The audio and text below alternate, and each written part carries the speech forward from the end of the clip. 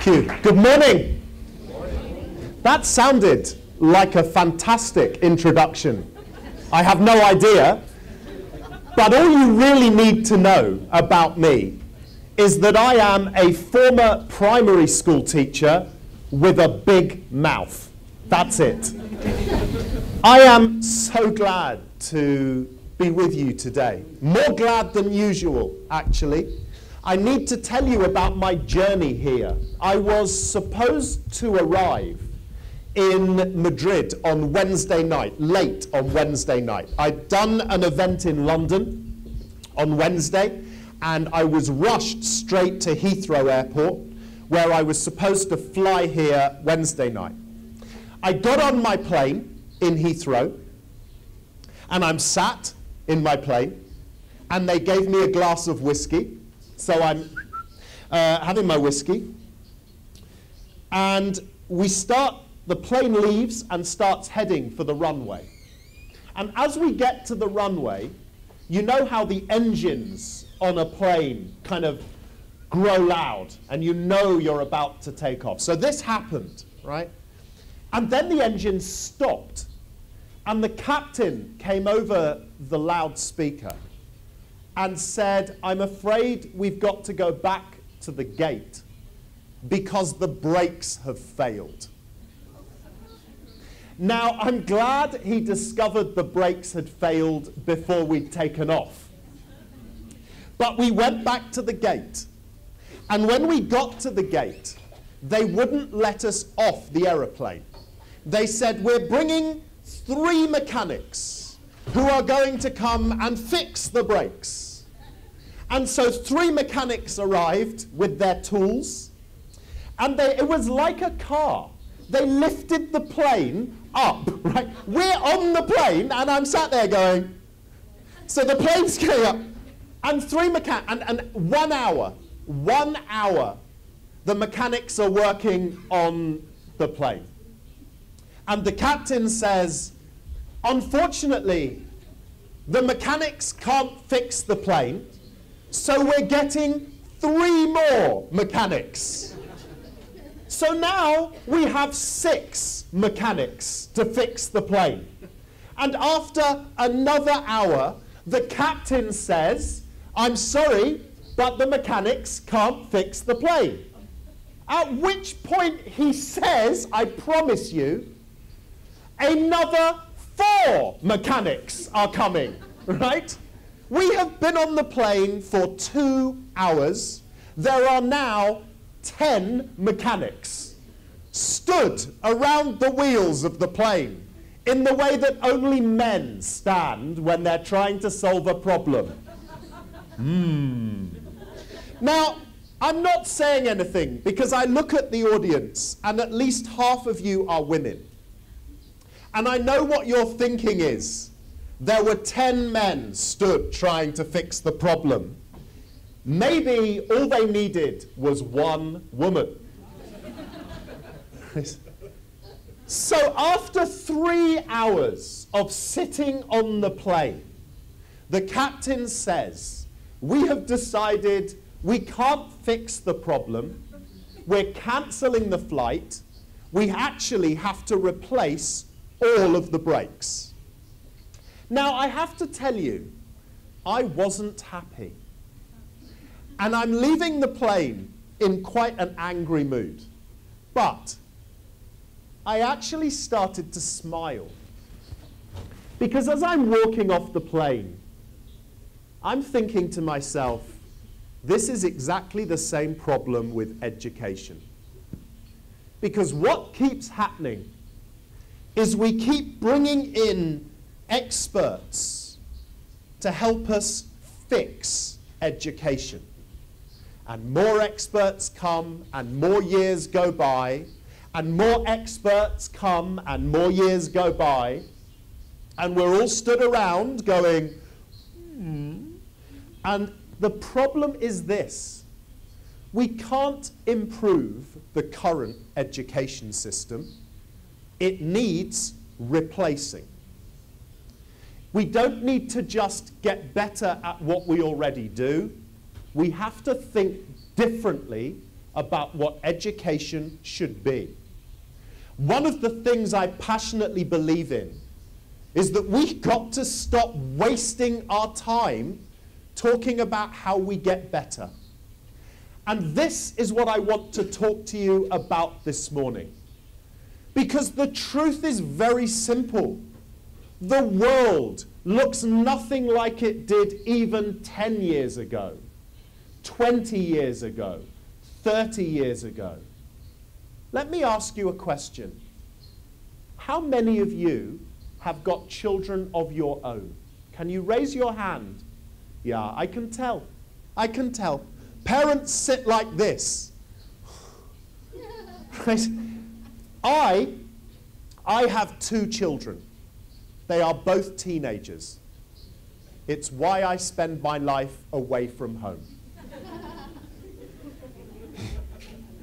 Now, we've had actually quite an emotional year because my daughter is now 18. Can you believe? Look at me. How young do I look to have a daughter of 18? Amazing. We have a daughter. Well, I was thinking that. We have a daughter of 18 who has just left home to go to university. And in England, as you may know, many children don't just go to their local university, they leave home. So, my daughter has recently gone to university. And before she went to university, and by the way, I am really, really proud of my little girl.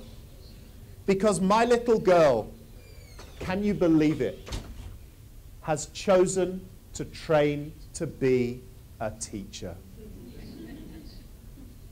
I think she has chosen to join the greatest profession in the world.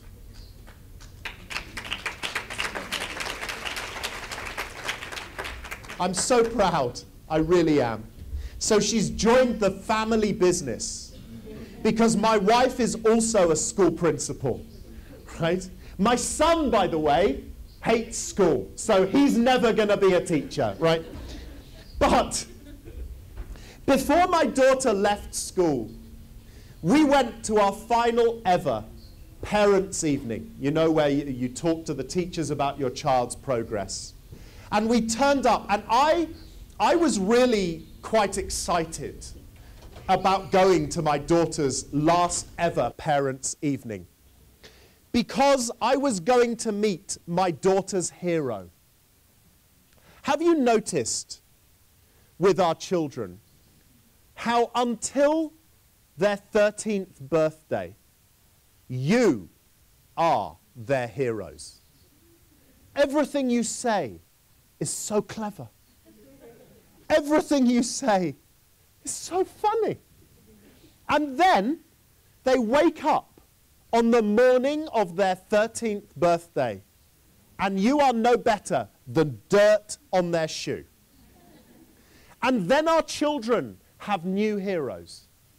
And my daughter's hero is her history teacher, who is a young man, a good-looking young man. I hate him. And my daughter has been coming home for 5 years, telling me how funny her history teacher is. And when I say to my daughter, "What did you learn in history today, darling?" she says to me, "Oh, you wouldn't understand."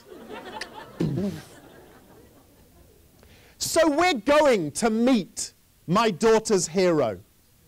Now, I need to tell you that I wanted to meet my daughter's hero so that I could punch him.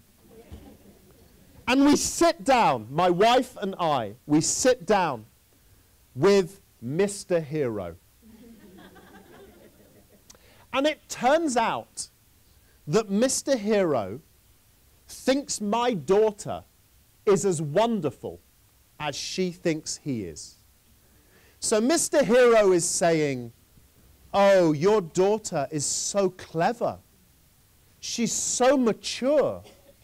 When she does her homework, her assignments are so good. She is able to see the world from different people's points of view.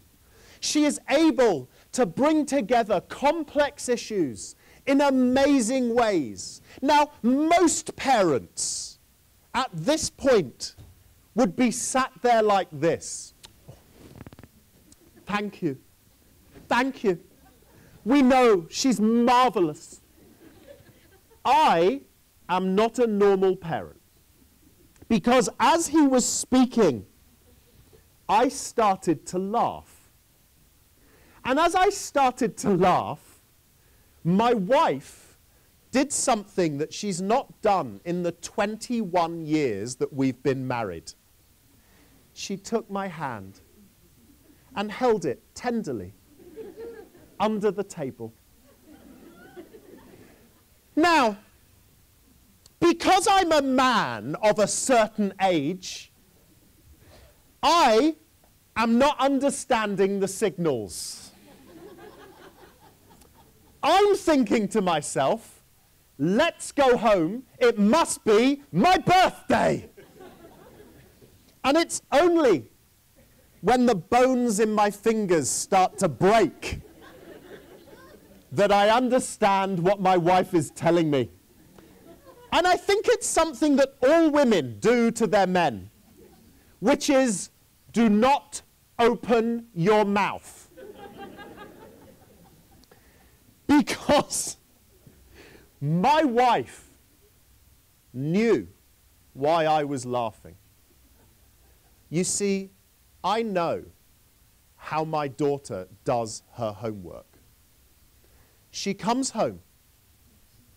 She goes to her bedroom.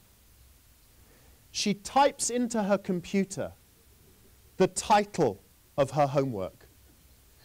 Currently, on social networks, she has over 4,500 contacts around the world. She is an average teenager. 4,500 contacts all over the world across many social networks. So she types in her essay title. And then she goes to the kitchen and she makes herself a cup of frothy coffee. And she goes back to her bedroom and she's drinking her frothy coffee. 5 minutes this has taken. And by the time she gets back to her bedroom, her essay has been written for her.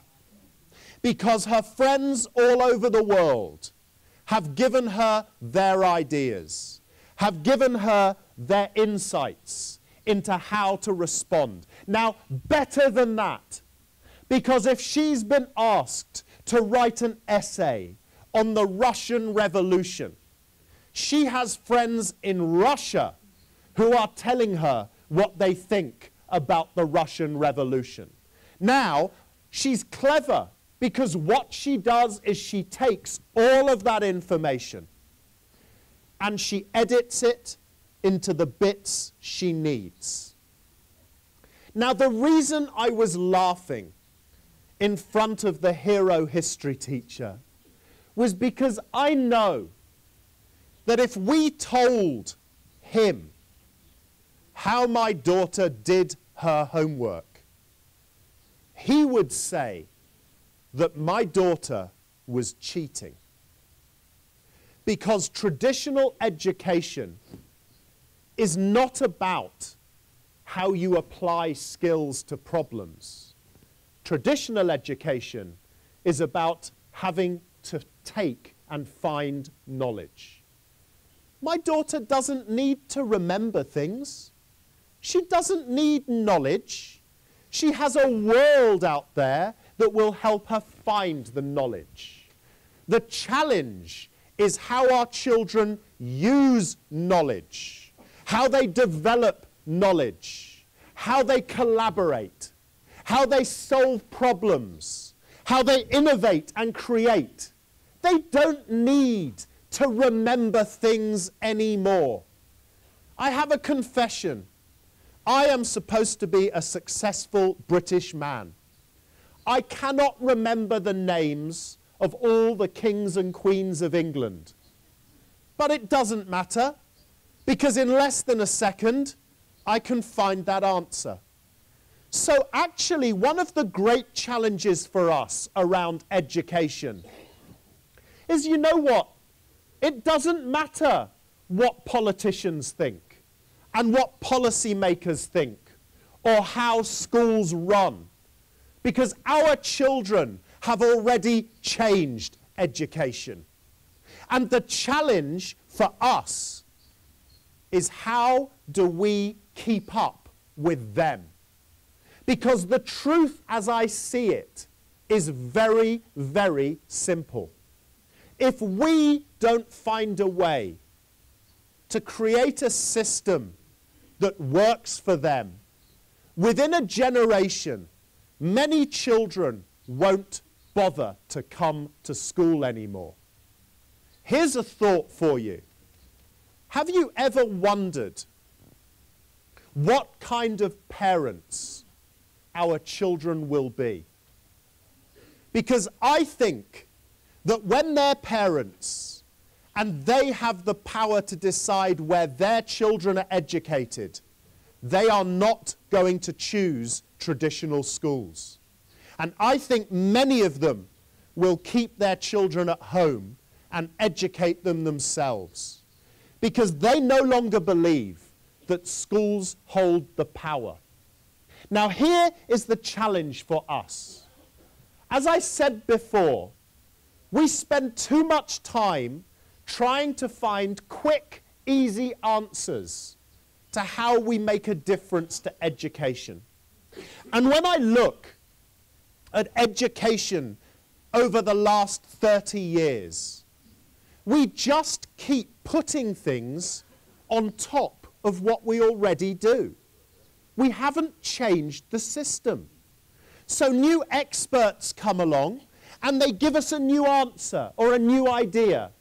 And we take that idea and we go, let's do that as well as everything else. Technology is a great example in most schools. So what we do, years ago, 10, 15 years ago, we said, ooh, computers. Computers will change education. So we all rushed out and bought computers and put them in our schools. And then what we did was we used computers in the same way we used pen and paper. And then we saw interactive boards and projectors and we went, ooh, it's the future. And we put them in our schools and they changed nothing. And then laptops and Wi-Fi and tablet computers and mobile phones. And we're going, ooh, and it's changed nothing, because it's just being used on top of what we've always done. So one of the main messages is that we have to stop looking for the silver bullet. We've had too many silver bullets. And one of my great fears is that because we've had so many silver bullets, the system has just become confusing. Many teachers today have headaches because of all the new initiatives. And governments come along and they go, ooh, here's our policy. And we look at their policies and go, that's rubbish. And we have PISA come along and tell us how marvelous Shanghai is. Oh, and how marvelous Finland is. And we all go and try to do what they do. And it doesn't work. All that's happened is we've created a profession of people who are exhausted. And exhausted people cannot educate children. I've been doing a lot of research into stress lately. And it fascinates me because the world at the moment is talking about a global epidemic, a disease that is threatening Africa. And it is horrifying. Ebola is horrifying. But it is not the biggest disease on earth right now, and it is not the disease that is going to threaten humanity. This is the disease going to destroy humanity. What really annoys me at the moment in the world's media is that nobody is talking about stress, mental health, and depression enough. Because it's not sexy. Because eyeballs don't bleed and limbs don't fall off, so nobody talks about it. And we still, in the civilized world, seem to think that stress is a sign of weakness, not an illness. And here's the thing that really worries me. I believe that stress and mental health problems are the biggest barrier to the future of education there is on earth.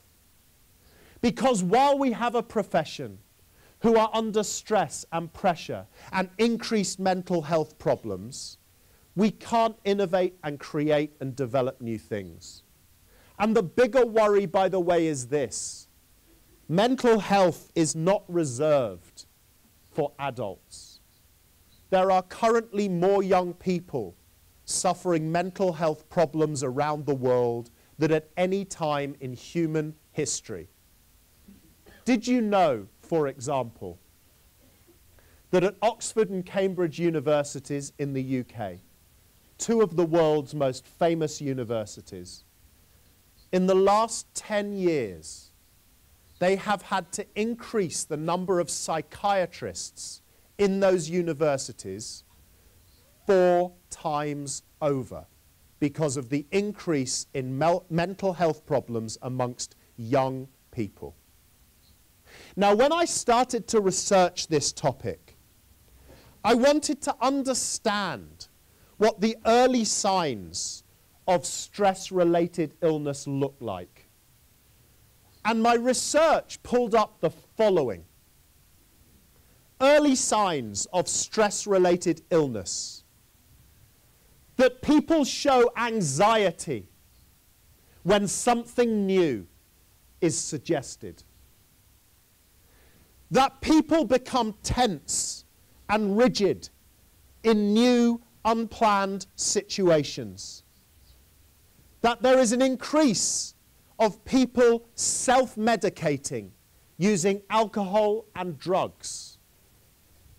There is a tendency for people suffering from stress to complain whenever they have a new experience or they're involved in a new activity.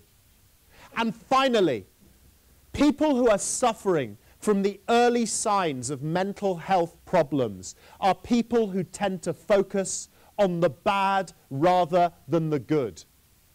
Now, you know what really frightened me when I started to do this research is how many people I know that show at least one of those behaviors every day.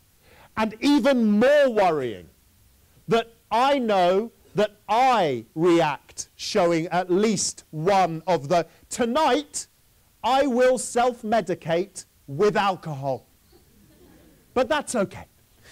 But this is a serious issue. But here's where it becomes even more powerful. How many of your students show those signs and behaviors in their everyday lives? And how many of us punish our students when they show us those behaviors? Now, for me, this is the biggest reason why we have to change the education system. The education system is not about feeding children with knowledge and facts and informations and systems and structures. Education, for me, is about the development of human beings. The core of an education process is about the emotional development of young people. Because above all things, if children are going to survive the complexities, not of the 21st century, let's please stop talking about the 21st century like it's sometime in the future. We are now in the second decade of the 21st century. Children who are born this year will be alive in the 22nd century. If we don't start talking about that, it's going to be the same problem that we're dealing with now. We'll be living in the 22nd century and still talking about how we prepare children for it. So we have to start developing a system which helps our young people cope with a world of uncertainty, of change, of increasing globalization. All we have to do is look at the damage that we've done to our children today. How many young people in Spain did what they were told? How many young people in Spain worked hard at school to pass their exams so that they could go to university, where they could study hard in order to pass their exams, so they would get a qualification which would give them a high-paid job for the rest of their lives? And how many of those young people are now set in benches in parks saying, I did what you told me to do. Where's my future?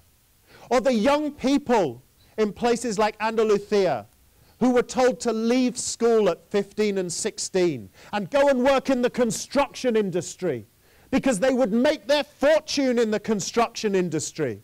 And then the construction industry died. And they're sat there saying, you told me to leave school. You told me to go and work in the construction industry, and you promised me that I would have a future. Where is my future? The truth is, we can't prevent those tragedies happening.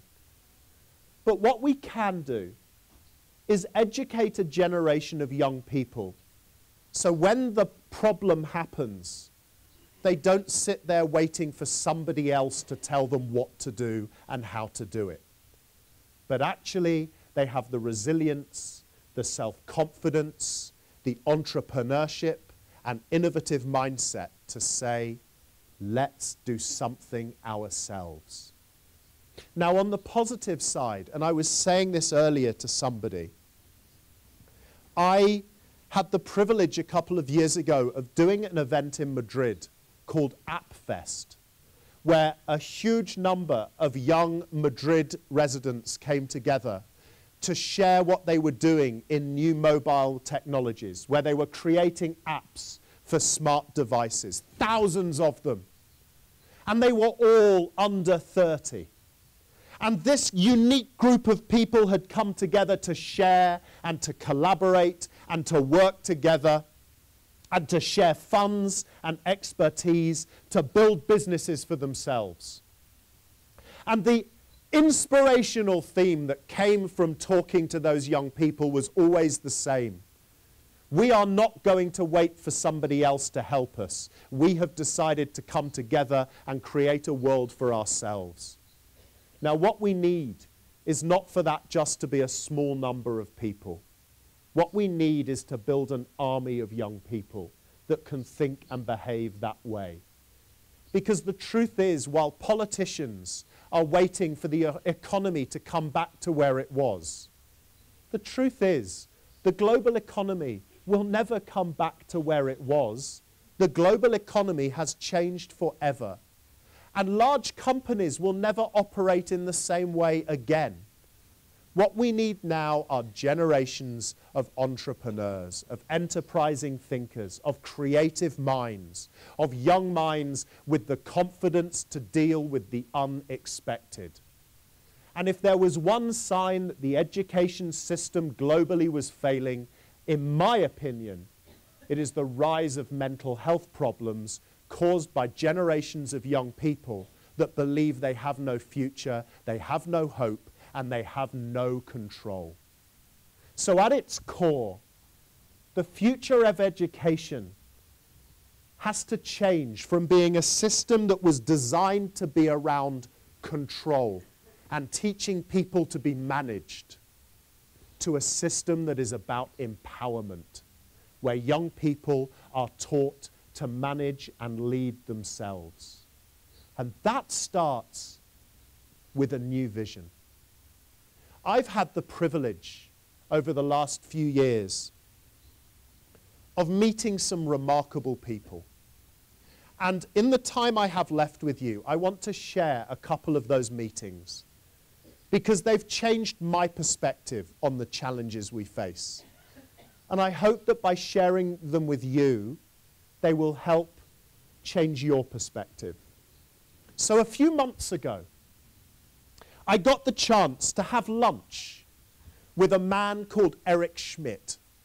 Now, I don't know how many of you know the name, but Eric Schmidt is the executive chairman of Google. This is one of the most successful and powerful business leaders on earth. His company's profits are bigger than the GDP of most countries. This is a successful guy. And I got to have lunch with him. I think I'm just a stalker. So we're sitting down having lunch together, and I'm eating my steak because I'm a man. And Eric is eating lettuce because he comes from California. And we're sat there talking to each other. And I asked him a question that has bothered me around education for a very long time. I asked him a question which I thought he would have a very strong answer for. And I'm chewing my steak. And I'm sat there and I say to him, Eric, tell me something. Do you ever see a time where technology will replace the teacher? And then I sat back waiting for the answer. And I thought it might take him some time to think about this complicated question that this guru of education had asked him. And he answered me immediately. He didn't even need to think about it. His answer was simple: no, never. I went, ooh, explain that to me. And he said, Richard, it's very simple, and it underlines something I've already said to you. Because he said this. He said, Richard, education is about the development of human beings. In order to develop human beings, you will always require high levels of human interaction. Technology is a wonderful tool and catalyst. It is a great empowerer, but it is not by itself the future of education. It can only ever be a tool, because humanity needs to be human in order to keep evolving. What an amazing answer, don't you think? So now we've got to know each other. And I've decided I like him, even though he's just eating lettuce. So then I move on, because you see, I have an ego. I have a big ego, right? I believe I'm wonderful. My wife tells me I'm not, which is another reason why I don't spend much time at home. But the truth is I am. And I'm sat there with Eric Schmidt, and I'm thinking to myself, me, little me, a primary school teacher. By the way, for those of you who are teachers in the room, this just shows you where we can go in life, right? Because I'm sat there and I say to Eric, because I'm thinking how lucky he is to be having lunch with me. Because potentially, I am going to be able to help him solve the problems he's facing at Google. So I say to him, Eric, tell me about your problems. Now, the interesting thing is he didn't spit his lettuce out. He was a real gentleman. He said, okay, I will. He said, you know, when I arrived at Google, he said, I was brought in by Sergey Brin and Larry Page to monetize Google. because they had this extraordinary concept, but they had no idea how to turn it into a successful business. And Eric had been around the new tech boom for many, many years and was a hugely successful CEO already. And they brought him in. And he said, you know, when I arrived at Google, he said it was the most exciting place I had ever worked. It was incredible. He said it was filled with brilliant minds who were so creative. He said every meeting I went to, people would be talking about new ideas, new concepts, working up new programs and new projects, all around Google's vision. And of course, Google's vision was to manage the world's information and make it easily accessible for everybody. He said, and the meetings were extraordinary. People were running around with new ideas. He said the interesting thing was that as Google became more and more successful, the meetings changed. People stopped coming to meetings, going, I've had an idea, we've had an idea, look, here's our concept. And the meetings started to be dominated with conversations like, have you seen what Microsoft are working on? Have you seen what Facebook are doing? You'll never believe what Apple are creating. He said, and we became obsessed with trying to copy what everybody else was doing. He said, and when I track the greatest failures in Google's short history, what is completely clear to me, he said, is that our greatest failures have been when we've tried to copy what other people are doing and we've lost confidence in our own vision. So here's a plea to Spain. Because what I detect every time I come here is an extraordinary country which has lost confidence in itself.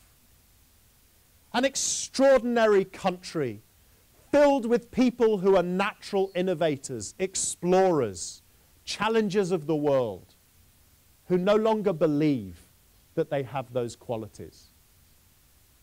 You shouldn't be trying to copy somebody else's education system because it works.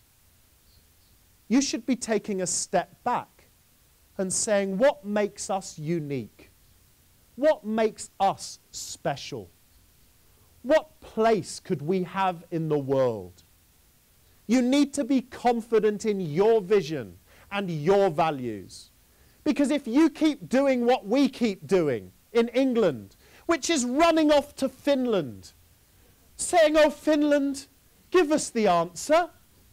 And then, having spent millions of euros working out what Finland's answer is, finding out last year, when the latest PISA tables came out, that Finland, who 3 years ago were magnificent, they're now rubbish, apparently. So then we all went off to Shanghai to find out what Shanghai... Meanwhile, Shanghai are changing their system because they've realized that it's too academic and that their future doesn't lie in the industrial age, it lies in entrepreneurship and innovation. So in China, they're scrapping testing, they're scrapping homework, they're scrapping streaming viability, all the things that our politicians are telling us we need to do more of. And this will continue if all we do is run around the world trying to copy everybody else's ideas. It's ridiculous. Please, please, let's stop. The next time a PISA report comes out, do something useful. Burn it and use it for heat.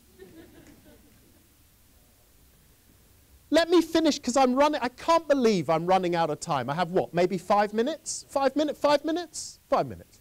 I want to finish then with another story of somebody I had the opportunity to meet a couple of years ago. Now, some of you may have heard this story before, But I don't care, because it means I can show off. Because when I meet really cool people, I think it makes me look cooler. Right? So I want to tell you two short stories, but two people actually. The first, I had the opportunity a couple of years ago of meeting somebody even more amazing than Eric Schmidt. Eric Schmidt. Right? When I met him, he was amazing. Then I met somebody else more amazing. Yeah, I don't know. Who are you? I'm not having lunch with you anymore.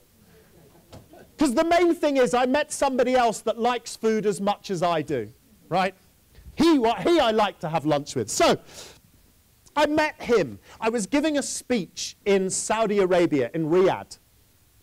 And I really wasn't looking forward to the conference, because the theme of the conference in Saudi Arabia was empowerment, which is not a great thing to be talking about in a country where the women weren't allowed in the conference room with me, right? So I wasn't looking forward to it. Besides which, if I gave a bad speech here, you would just walk out and never invite me again. If I gave a bad speech in Riyadh, I might never go home. So I'm not looking forward to it. But the reason I went was because of the other keynote speaker, who was a man who's changed the world. Now, I don't know about you, but we all have heroes, and we all know amazing people.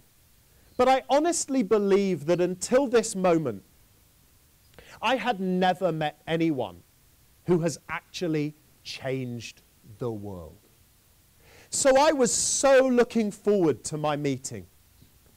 And before I arrived in Saudi Arabia, I knew that I would have 5 minutes with this man in the speaker room between our speeches. So for days beforehand, I stood looking into the mirror, practicing how I was going to say hello. Hola. Hola. Hola. I was doing all of it. I was practicing. I even practiced on my son. And all my son said to me was, "Get a life, Dad." Right? So, and then I'm thinking to myself, I have 5 minutes with a man who's changed the world. I need to come up with a question that is going to change the way I see everything forever. So for days I was practicing saying hello and my question.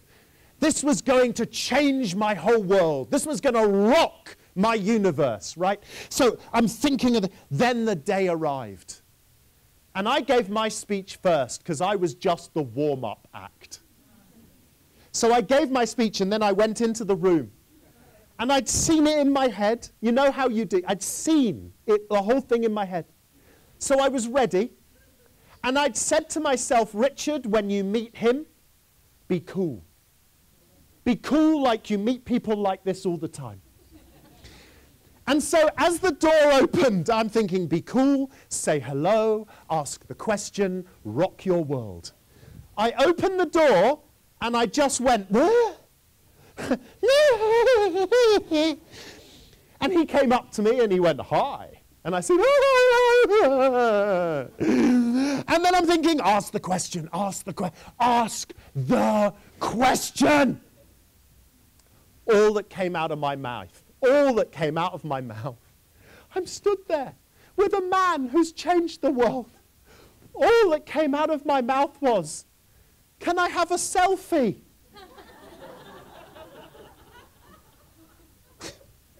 I'll show it to you later. Luckily, I got a second chance.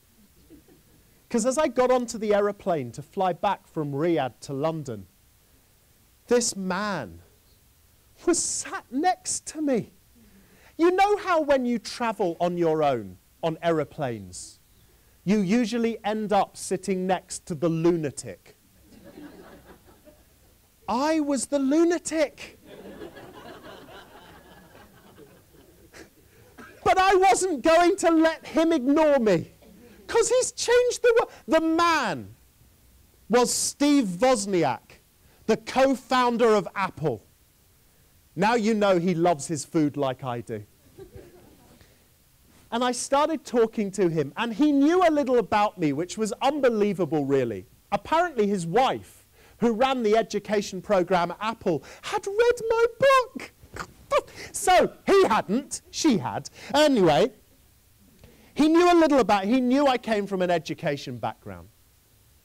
And I asked him, I said, tell me about your view on education, Steve. And this is how he started. He said, you know, Richard, because I looked at him in like awe, like a hero. He said, you know, I always find it amazing and very scary that people see me as some kind of hero, as a man who's changed the... He said, I had no idea that Steve and I would ever do anything that would change the world. He said, look, when I was 8 or 9 years of age, he said, I was one of those children who some people would describe as dysfunctional. He said, I was one of those children that didn't know how to play with other children. I didn't know how to build relationships with other children. He said, I was one of those children who would always end up in fights on the schoolyard. Not because I was aggressive, but because I was clumsy, and I just didn't know how. He said, and while as a child I had no idea what we would go on and do, he said, I do remember that I would sit at the back of my classroom and look out of the window. And when I looked out of the window, I remember thinking to myself, when I grow up, I want to make the world better for people, me. And he said, in my experiences up to that point, as an 8 or 9-year-old child, he said there were 2 possibilities. He said one was to be an engineer. He said, because my father was an engineer, and engineers change the world. He said the other, and this was the moment I truly fell in love. He said the other was to be a teacher. He said, because I had one teacher, and when I was in her company, she made me feel like I could fly.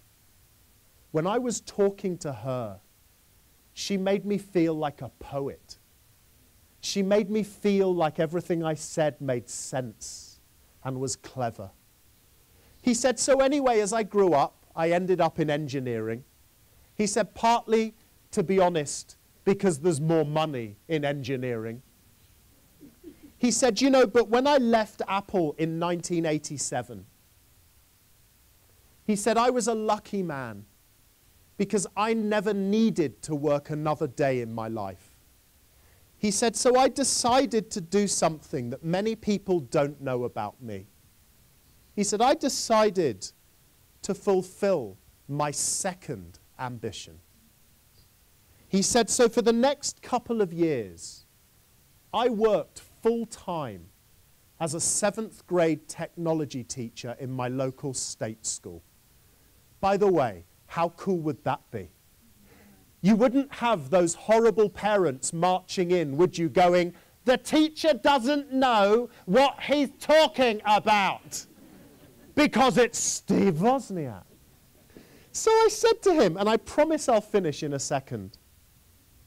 I said to him, Steve, what have you learnt about education? He said, I'll tell you what I think. He said, what I think is this. The debate around education always seems to be focused on what children should learn and what they should know. He said, in my experience, that is completely useless. He said, because what really matters is how children learn. He said, and let me explain that another level. He said, when Steve and I started Apple, we had no idea He said, we were working in his dad's garage, and the first things we started to make, actually, were voice-changing devices, which we could sell to our friends so that they could make joke phone calls. He said the problem with Jobs was that he had a huge mouth on him and was a born salesman and used to promise everybody everything. And because we lived in the valley, every time he went out somewhere, he would meet a senior executive from a major technology company. And he would tell them that we were inventing things and that we could sell them products that we were inventing. He said, I'll never forget, one time he came back and he said, Steve, I've just had a meeting with Hewlett-Packard.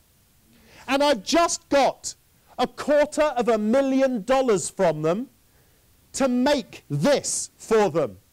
And he said, I looked at him and I said, but Jobs, we haven't invented that. And he said, no, but don't worry, I've got you 72 hours. He said, and this was the problem, you see. People started throwing money at us, which meant we were going to have to employ people very quickly. He said, and the scary thing was that Steve and I couldn't manage ourselves, let alone other people. So we had to think long and hard about how and who we were going to hire. He said, because you see, in the valley, hiring clever people at that time was easy.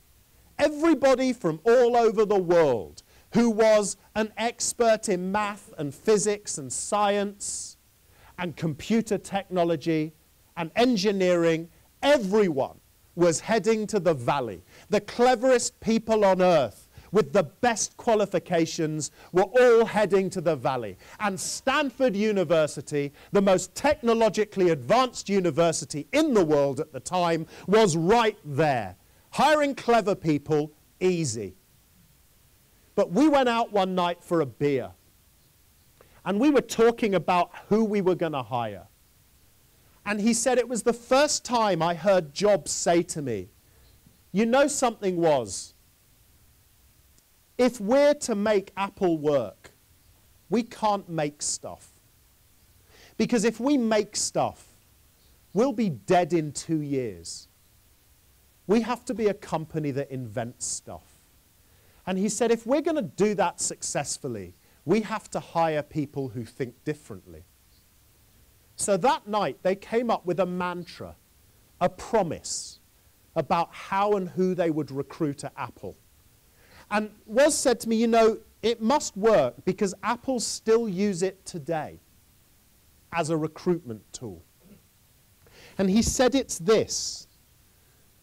He said, at Apple, we will never employ anyone who needs managing. Now, just think about that statement for a moment. Traditional education trains children to be managed. We tell them what they have to learn, how they're going to learn it, and how we're going to measure that they've learnt it successfully, and then we reward them. We train them to be managed. And what I'd like you to do as you go through the rest of today, and you listen to the incredible experts and people you're going to have the chance to hear from today.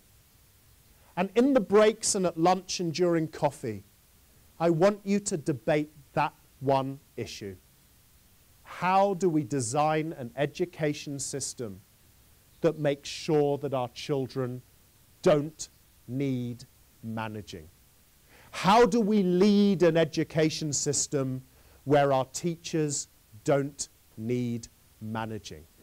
Because I truly believe that if we can answer that question, we can find the answer to the future of education. Thank you very much indeed.